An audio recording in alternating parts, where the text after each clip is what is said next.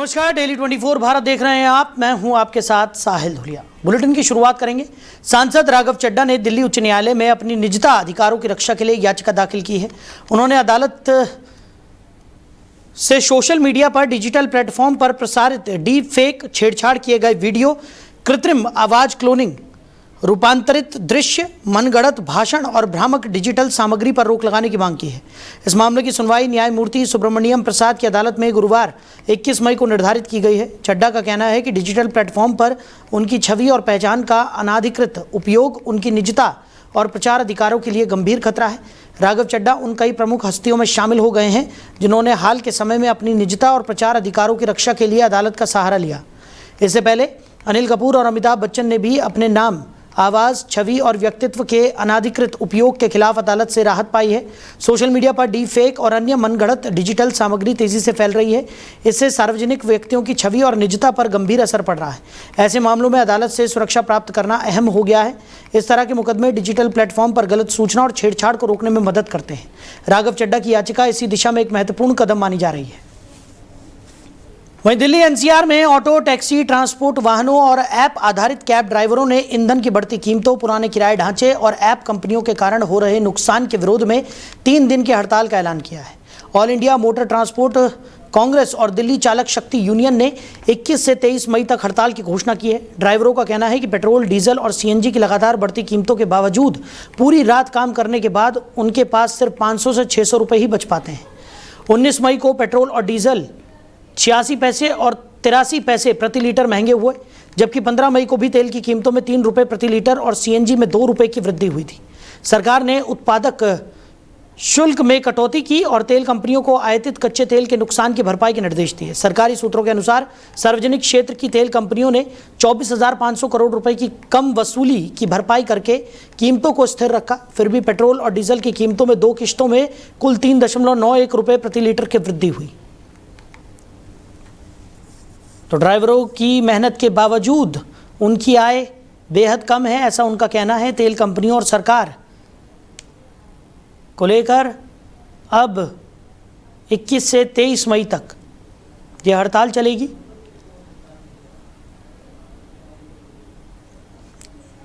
तो 3 दिन की यह हड़ताल रहने वाली है। तेल कंपनियों और सरकार को भारी नुकसान उठाना पड़ रहा है। दिल्ली एनसीआर में ऑटो, टैक्सी ड्राइवर हड़ताल पर हैं। उनका साफ तौर पर कहना है कि मेहनत करने के बावजूद उनकी आय बेहद कम है। तो किराए में वृद्धि की मांग को लेकर ये 3 दिवसीय हड़ताल का आह्वान किया गया था और आज से इस हड़ताल की शुरुआत होने जा रही है। तो बढ़ती ईंधन की कीमतों और नुकसान का विरोध ऑटो और टैक्सी ड्राइवर करते हुए नजर आ रहे हैं। ड्राइवरों का कहना है कि वो दिन रात मेहनत करते हैं, लेकिन उसके बावजूद उनकी आय बेहद कम है और ऐसे में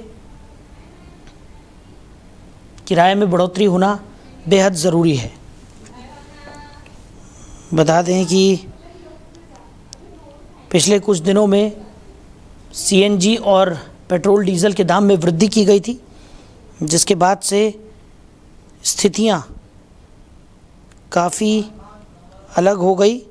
और इसी खबर पर ज़्यादा जानकारी के साथ हमारे सहयोगी अरबाज हमारे साथ जुड़ गए। अरबाज, दिल्ली एनसीआर में ऑटो, टैक्सी ड्राइवर हड़ताल पर हैं। आज से इस हड़ताल की शुरुआत होने जा रही है। क्या स्थिति देखने को मिल रही है?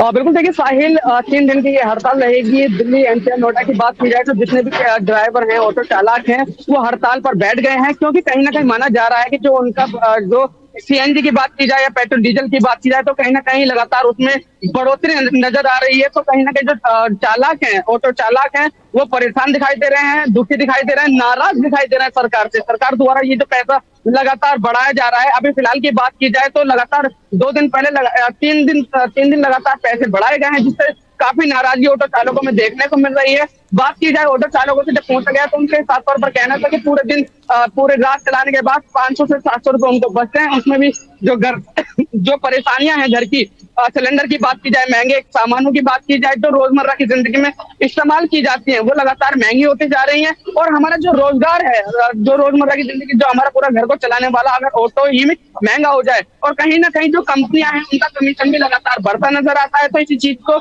लेकर जो ऑटो चालक हैं वो धरना प्रदर्शन या हड़ताल पर देखने को मिल रहे हैं और लगातार ये 3 दिन तक हड़ताल देखने को मिलेगी। जी साहिल। बिल्कुल। और अरबाज, अगर बात की जाए, क्योंकि आज से 3 दिवसीय हड़ताल की शुरुआत होने जा रही है और ऑटो और टैक्सी चालकों की ये जो हड़ताल है, अगर 3 दिन तक जारी रहती है तो ट्रांसपोर्टेशन में इसका बहुत बड़ा असर पड़ता हुआ नजर आएगा। और ख़ास तौर पर जो आम जनमानस है, जो पब्लिक ट्रांसपोर्ट का इस्तेमाल करता है, ऑटो में सफ़र करता है, उनको खासा परेशानियों का सामना यहाँ पर करना पड़ेगा इन 3 दिनों में। साहिल, देखिए सबसे बड़ी बात जो है वो ये होती है कि कहीं ना कहीं जिस तरीके से जो हालात बनते हैं, क्योंकि जो लोग हैं, जो नौजवान हैं, वो कहीं ना कहीं परेशान दिखाई देते हैं, ना उनके पास नौकरियां हैं, ना उनके पास कोई रोजगार है। तो कहीं ना कहीं सबसे ज्यादा आप सड़कों पे देखेंगे, दिल्ली की बात की जाए, एनसीआर की बात की जाए, सड़कों पर सबसे ज्यादा ऑटो चालक दिखेंगे आपको, सबसे ज्यादा ऑटो चल रहे हैं सड़कों पर। हर सेकंड के बाद एक ऑटो आ जाता है, तो कहीं ना कहीं सब लोग ऑटो पर आ रहे हैं और ऑटो वाले ही जो सीएनजी है, ये पेट्रोल डीजल है, वो लगातार बढ़ता नजर आ रहा है। और ट्रांसफॉर्म जिस तरीके से बात की जाए तो कहीं ना कहीं फर्क पड़ेगा, हर चीज पे फर्क पड़ेगा। और लगातार ईंधन पे फर्क पड़ रहा है, लगातार डीजल पेट्रोल पर कम होने की वजह लगातार और बढ़ता जा रहा है। और महंगाई इस वक्त जो चरम पर जा रही है, तो कहीं ना कहीं इसमें एक आम आदमी जो रोजमर्रा की जिंदगी में कमा कर लाता है और अपने बीवी बच्चों को पालता है, वो कहीं ना कहीं बिजली महंगी है, ईंधन की बात की जाए, सिलेंडर महंगा है, तो सब चीजें इस वक्त जो है वो गंभीर होती जा रही हैं। और अभी तक इस पर कोई किसी का फिलहाल मामला सामने नहीं आया, लेकिन ऑटो की जो एक नियुक्त की गई है, जो समिति है, जो कमेटी है, वो लगातार हड़ताल के लिए ऐलान कर दिया है, लगातार 3 दिन की हड़ताल रहेगा। जी साहिल। अरबाज, वहीं अगर बात की जाए तो जिस तरीके से लगातार देखने को मिल रहा है कि ऑटो और टैक्सी ड्राइवरों का ये कहना है कि वो दिन रात मेहनत करते हैं, लेकिन उसके बावजूद उनकी आय बेहद कम है और यही वजह है कि वो अब हड़ताल करने के लिए बाध्य हो गए हैं। ऐसे में सरकार से उनकी मांगे हैं, किसी तरह का कोई आश्वासन यहाँ पर मिला है, या ये हड़ताल क्योंकि आज से शुरू हो रही है, आगे टैक्सी ड्राइवर और ऑटो ड्राइवर्स का क्या कुछ कहना है, किस तरीके से ये हड़ताल आगे बढ़ेगी और किस रणनीति के तहत वो ये हड़ताल कर रहे हैं? साहिल, सबसे बड़ी बात है ये हड़ताल के पीछे ये डीजल पेट्रोल या सीएनजी। देखिए, सबसे हमेशा डीजल पेट्रोल महंगा रहा है और सीएनजी सबसे कम रही है। हमेशा के देखा जाए तो सीएनजी कम रही है, लेकिन इस बार सीएनजी में बढ़ोतरी हुई है, उसमें पैसे बढ़ा दिए गए हैं और उसका फर्क सीधा ऑटो वालों पर पड़ा है, जो कैब चालक है उन पर पड़ा है। क्योंकि कहीं ना कहीं बात की जाए, जैसे मैंने पहले कहा, सड़कों पर सबसे ज्यादा ऑटो दिखाई देंगे, ऑटो चालक दिखाई देंगे, हर सेकंड के बाद एक ऑटो आ जाता है, सब लोग ऑटो चलाते हैं। लेकिन कहीं ना कहीं उनका जो घर है, जो रोजगार है, 500 से 700 पूरे 24 घंटे में अगर पूरा दिन पूरी रात को चलाएं, 500 से 700 बचाते हैं। वहीं उनकी जो अगर उन्होंने ऑटो कंपनी का चला रहे हैं तो फर्क पड़ रहा है, अगर वो किस्तों पर लेकर चला रहे हैं तो उसकी जो किस्त है, जो उसकी जानी है, ईएमआई जानी है, उसमें प्रॉब्लम हो जाएगी। जो कहीं ना कहीं जो बच्चों की पढ़ाई है उस पर फर्क पड़ेगा। जो लगातार सिलेंडर महंगा हो रहा है, जो ईंधन महंगा हो रहा है, उस पर लगातार फर्क पड़ता नजर आ रहा है। तो इसी चीज को लेकर जो गंभीर जो चीजें हैं वो गंभीर बनती जा रही है। फिलहाल अभी तक ऐसा किसी का कोई बयान नहीं आया, लेकिन हड़ताल देखने को मिल रही है। और अभी फिलहाल लोगों को ज्यादा जानकारी है नहीं, क्योंकि ऑटो अभी भी चल रहे हैं। लेकिन जैसे जैसे लोगों को पता चलेगा, ऑटो चालकों को पता पड़ेगा, तो शायद ये एक बड़ा मामला सामने होता नजर आएगा। साहिल, बिल्कुल। और अरबाज, जिस तरीके की स्थिति इस वक्त है, क्योंकि तेल कंपनियों और सरकार को भी काफ़ी ज़्यादा नुकसान यहाँ पर हो रहा है, और ऐसे में जो तेल और ईंधन की कीमतों में वृद्धि की गई है, उसके बाद से आज से जो आम जनमानस है उस पर भी अतिरिक्त बोझ यहाँ पर पड़ने वाला है, क्योंकि ऑटो और टैक्सी ड्राइवरों की हड़ताल आज से शुरू हो रही है। ऐसे में आम जनमानस को एक जगह से दूसरी जगह पहुँचने में खासा दिक्कतों का सामना आज से करना पड़ेगा। यानी आने वाले 3 दिन तक लोगों के लिए एक बड़ी मुश्किल की घड़ी निकलकर सामने आएगी, क्योंकि लगातार हम देख रहे हैं कि तापमान में भी वृद्धि दर्ज की जा रही है और गर्मी अपने पूरे प्रकोप पर इस वक्त है।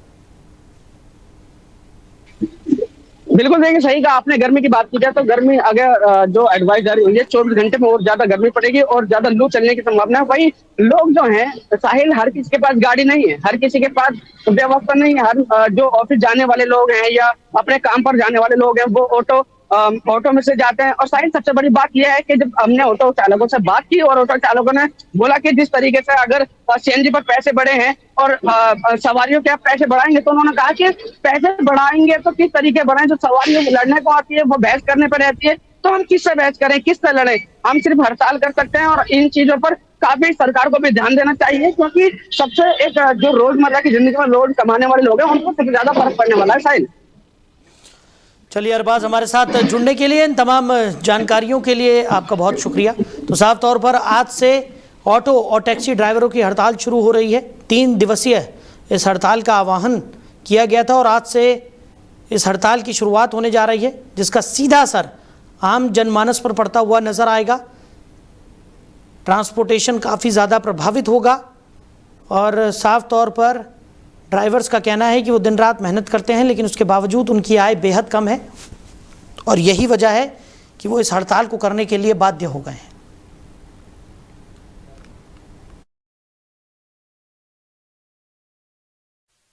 वहीं नोएडा में अवैध अतिक्रमण के खिलाफ एक बार फिर नोएडा प्राधिकरण का बुलडोजर गरजता हुआ दिखाई दिया। सेक्टर 113 थाना क्षेत्र के अंतर्गत सोरखा गांव में नोएडा प्राधिकरण ने बड़ी कार्रवाई करते हुए अवैध कब्जों को ध्वस्त कर हजारों वर्ग मीटर जमीन को कब्जा मुक्त कराया।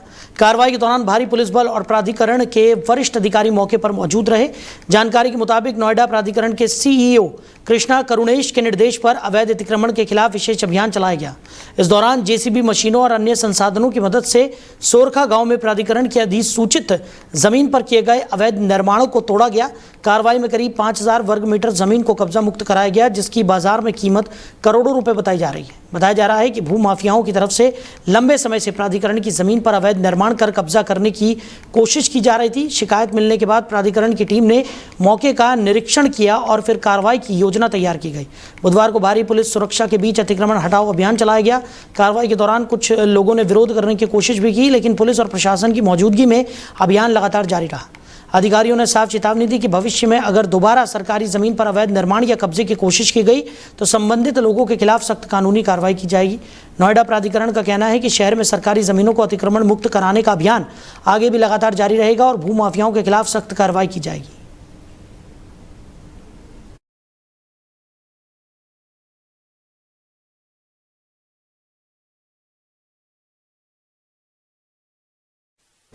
वहीं गाजियाबाद के कनावानी गांव में पिछले 4 दिनों से बिजली गुल होने के कारण ग्रामीणों का गुस्सा फूट पड़ा। ट्रांसफार्मर खराब होने के बाद अब तक बिजली विभाग की ओर से न तो उसे ठीक कराया गया और न ही नया ट्रांसफार्मर लगाया गया, जिसके चलते पूरे इलाके में अंधेरा पसरा हुआ है। भीषण गर्मी के बीच बिजली और पानी की समस्या से परेशान ग्रामीणों ने सड़क पर उतरकर प्रदर्शन किया और सड़क जाम कर दी। ग्रामीणों का कहना है कि पिछले 4 दिनों से इलाके में बिजली आपूर्ति पूरी तरह ठप है। बिजली नहीं होने की वजह से पानी की सप्लाई भी प्रभावित हो गई है, जिससे लोगों को पीने के पानी तक के लिए परेशान होना पड़ रहा है। गर्मी और उमस के कारण बच्चों, बुजुर्गों और महिलाओं को सबसे ज़्यादा दिक्कतों का सामना करना पड़ रहा है। स्थानीय लोगों का आरोप है कि कई बार बिजली विभाग से शिकायत की गई, लेकिन अब तक कोई सुनवाई नहीं हुई। विभागीय अधिकारियों की लापरवाही से नाराज ग्रामीणों ने सड़क पर उतरकर विरोध प्रदर्शन शुरू कर दिया है। प्रदर्शन के दौरान कुछ देर के लिए यातायात भी प्रभावित हुआ और सड़क पर वाहनों की लंबी कतारें लग गई। सूचना मिलते ही पुलिस बल मौके पर पहुंचा और प्रदर्शन कर रहे लोगों को समझाने का प्रयास किया। पुलिस अधिकारियों ने ग्रामीणों को आश्वासन दिया कि उनकी समस्या जल्द विभागीय अधिकारियों तक पहुंचाई जाएगी और समाधान कराने की कोशिश की जाएगी। ग्रामीणों की मांग है कि जल्द से जल्द नया ट्रांसफार्मर लगाकर इलाके की बिजली व्यवस्था बहाल की जाए ताकि लोगों को राहत मिल सके। फिलहाल गांव में बिजली बहाल न होने से लोगों में भारी नाराजगी बनी हुई है।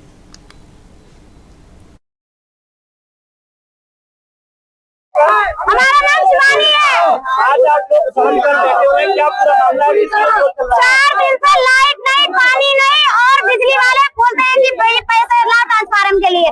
जब जनता हमें बता रही है तो हर नागरिक का लाइट पानी का अधिकार है। हर जनता को बिजली बिल दे रहे हैं। क्या स्थिति बनी हुई है, क्या कह रहे हैं? 4 दिन हो गए लाइट के लिए, कह रहे आज आ जाए कल आ जाएगी, लेकिन नहीं आ रही है। दूसरी बात ये है 3 दिन से लाइट नहीं है। ट्रांसफार्मर उतार के नीचे रख दिया गया है। बिजली वाले को बोल रहे हैं तो आज रख जाएगा, कल रख जाएगा, जिसके वजह हम 6 आदमी आज बिजली घर गए। पहले तो 4 जगह बिजली घर दौड़ाया, उसके बाद जय से बात करने के बाद बोला कि खुद बनवा लो ट्रांसफार्मर पैसा लगा के। अभी नहीं बनेगा ट्रांसफार्मर। ऐसे बिजली वाले से बात कर रहे हैं। तो अभी आप लोग कितने देर से सड़क जाम किए? 1 घंटे घंटा नहीं होगा, 4-5 घंटे 4-5 घंटे हो गए। 4-5 घंटे हो गए। हम तो 1 घंटे से हैं। तो ड्यूटी से आए वो भी नहीं करे। 4-5 घंटे हो गए। पुलिस प्रशासन का क्या कुछ मानना है, क्या कहना है? वो कह रहे हैं एक एप्लीकेशन हमें भी लिख के दीजिए। और सर मामला ये है कि 4 दिन से ट्रांसफार्मर दोनों फूका पड़ा है और बिजली वाले से हम लोग बिजली घर पे जब शिकायत करते हैं तो बोलते हैं कि ट्रांसफार्मर नहीं लगेगा। तो हम लोग अब सोचिए कि ट्रांसफार्मर लाइट के बिना इस जमाने में ना पानी मिल रहा है ना पंखा चल रहा है, तो बच्चे या हम कैसे रहेंगे, कैसे जिएंगे, हमें बिजली घर वाले बता। इस वक्त मौजूद हम तपती गर्मी में, आपको बता दें कि ये ग्राम कनौनी के पुस्ता रोड है, जहाँ पर जो लोगों ने बिजली की समस्या को लेकर पूरा का पूरा सड़क जाम कर रखा है।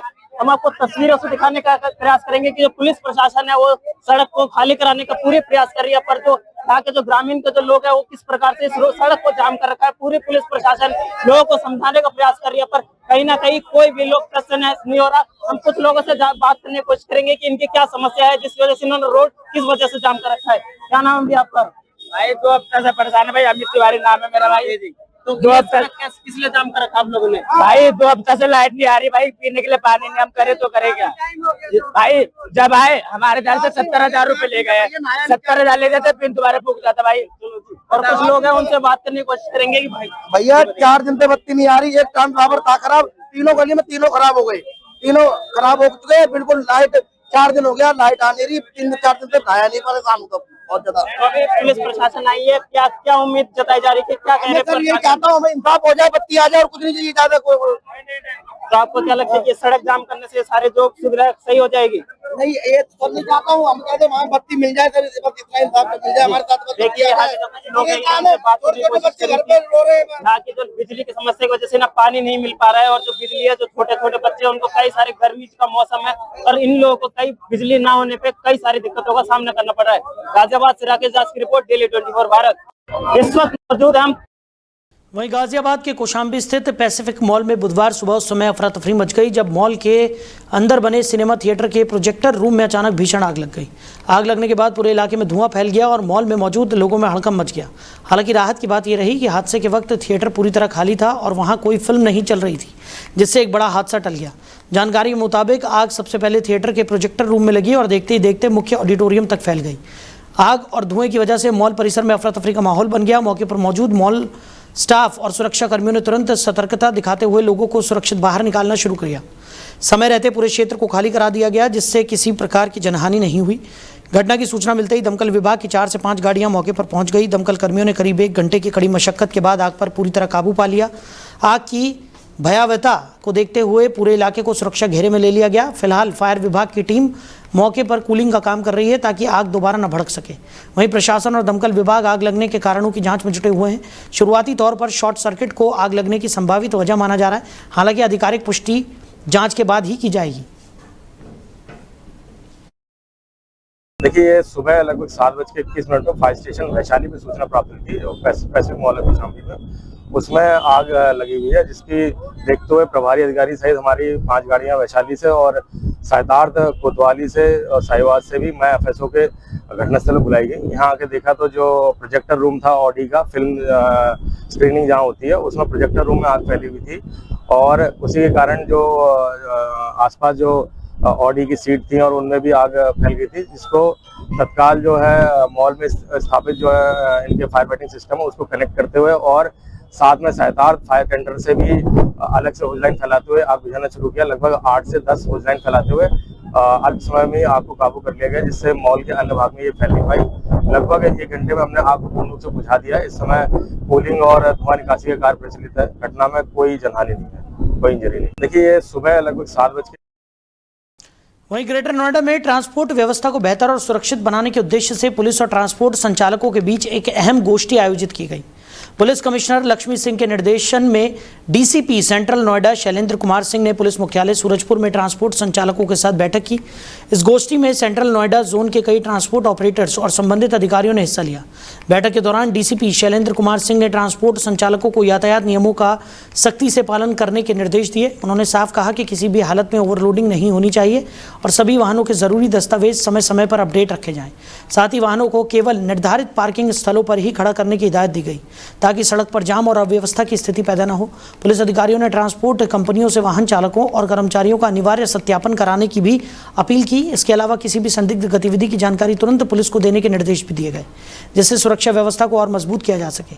गोष्ठी में ट्रांसपोर्ट संचालकों ने भी अपनी समस्याएं और सुझाव पुलिस अधिकारियों के सामने रखे।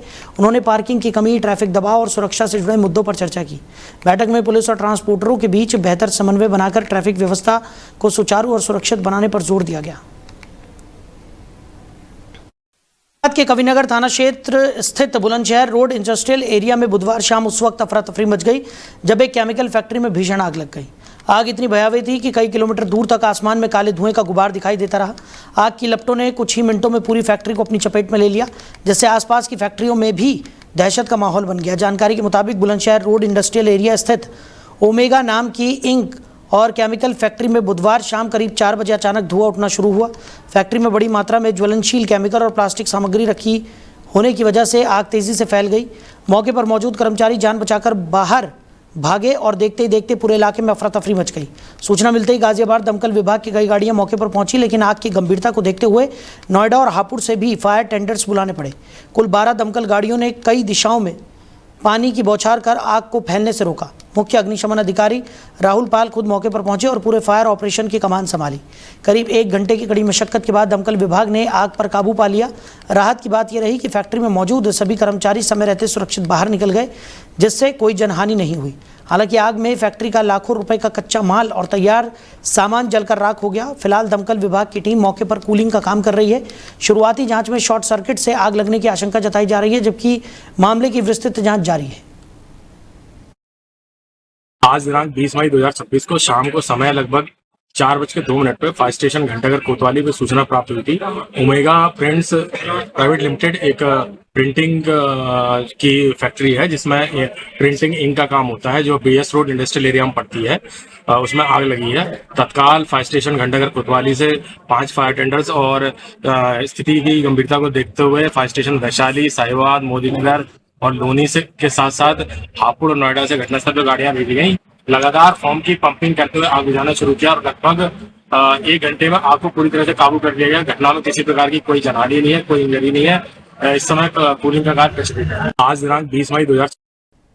वहीं जनपद में लगातार सामने आ रही बिजली समस्याओं को लेकर भारतीय किसान यूनियन लोक शक्ति ने विद्युत विभाग के खिलाफ मोर्चा खोल दिया है। सेक्टर 16 स्थित विद्युत विभाग कार्यालय में आयोजित एक बड़ी बैठक में किसानों और पदाधिकारियों ने जिले के गांवों और नगरों से जुड़ी बिजली समस्याओं को प्रमुखता से उठाया। बैठक में बिजली व्यवस्था सुधारने को लेकर विभागीय अधिकारियों को चेतावनी भी दी गई। बैठक का नेतृत्व भाकियू लोक शक्ति के युवा जिलाध्यक्ष ठाकुर अमित गौड़ ने किया, जबकि अध्यक्षता संगठन के परिवहन मंत्री ओम प्रकाश गुर्जर ने की। इस दौरान विद्युत विभाग के मुख्य अभियंता संजय कुमार जैन के सामने ग्रामीण और शहरी क्षेत्रों में बिजली कटौती, लो वोल्टेज और खराब लाइनों की समस्याएं रखी गई। बैठक में भाकियू लोक शक्ति के राष्ट्रीय महासचिव चौधरी BC प्रधान ने बिजली व्यवस्था को लेकर विभाग को कड़ी चेतावनी देते हुए कहा कि अगर जल्द समस्याओं का समाधान नहीं हुआ तो संगठन बड़ा आंदोलन करने के लिए मजबूर होगा। किसान नेताओं ने मांग रखी कि जर्जर बिजली लाइनों को जल्द बदला जाए और घरों के ऊपर से गुजर रही हाई टेंशन लाइनों को हटाया जाए, ताकि किसी बड़े हादसे से बचा जा सके। इसके साथ ही बढ़ती आबादी को देखते हुए ट्रांसफार्मर और बिजली ढांचे को मजबूत करने की मांग भी उठाई गई। बैठक में बिजली बिलों से जुड़ी समस्याओं के समाधान के लिए एक ही स्थान पर सुविधा केंद्र बनाने की मांग भी रखी गई, ताकि उपभोक्ताओं को बार बार विभागीय कार्यालयों के चक्कर न लगाने पड़े। अंत में भाकियू लोक शक्ति ने अपनी 9 सूत्रीय मांगों का ज्ञापन विद्युत विभाग को सौंपकर जल्द कार्रवाई की मांग की। वहीं बुलंदशहर के शिकारपुर तहसील क्षेत्र में ग्राम समाज की भूमि पर अवैध कब्जे और जलभराव की समस्या को लेकर ग्रामीणों का गुस्सा फूट पड़ा। तो चकला गांव के ग्रामीण बुधवार को तहसील परिसर पहुंच गए और ग्राम प्रधान के नेतृत्व में धरने पर बैठकर प्रशासन के खिलाफ जमकर नारेबाजी और नाराजगी जाहिर की। ग्रामीणों का आरोप है कि शिकायतों के बावजूद उनकी समस्याओं का समाधान नहीं किया जा रहा है। जानकारी के मुताबिक शिकारपुर तहसील क्षेत्र के चाकला गांव में बहुउद्देशीय प्राथमिक ग्रामीण सहकारी समिति BPAX के उपकेंद्र और रास्ते में जलभराव की समस्या को लेकर लंबे समय से विवाद चल रहा है। ग्रामीणों का कहना है कि गांव के एक दबंग व्यक्ति ने ग्राम समाज की जमीन पर अवैध कब्जा कर रखा है, जिसकी वजह से विकास कार्य प्रभावित हो रहे हैं और लोगों को आने जाने में दिक्कतों का सामना करना पड़ रहा है। ग्रामीणों के अनुसार SDM के आदेश पर राजस्व विभाग की टीम में गांव में जमीन की नापतोल करने पहुंची थी, लेकिन बुधवार को टीम बिना किसी कार्रवाई और नापतोल किए ही वापस लौट गई। इससे ग्रामीणों में भारी नाराजगी देखने को मिली।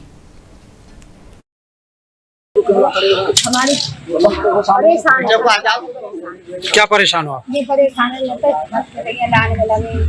खाद ले लेना और जो नालो जो का पानी चल रहा है रास्ता में जो लोग नहीं, आप तो प्रधान हो, तो नाला और वो पानी की समस्या तो आप दूर कराएंगे। कौन नहीं सुनना? क्यों? अभी भेजे वापस कर ले 2 साल है ना भूते और जो ये सोसाइटी का मामला, क्या खाद गोदाम बनना है आपके यहाँ पे? हाँ। तो अभी SDM साहब से आप मिले या नहीं मिले? मिले हम सवेरे बोल दिया। तो आप लोग यहाँ धरना पे बैठ गए आप लोग? जब दोबारा आए हैं तो दोबारा फिर हम दोबारा आए। इस चीज का हमें जवाब चाहिए इसको कि 14 तो लोग जी। तो फिलहाल इस बुलेटिन में मेरे साथ इतना ही। आप बने रहिए। नमस्कार।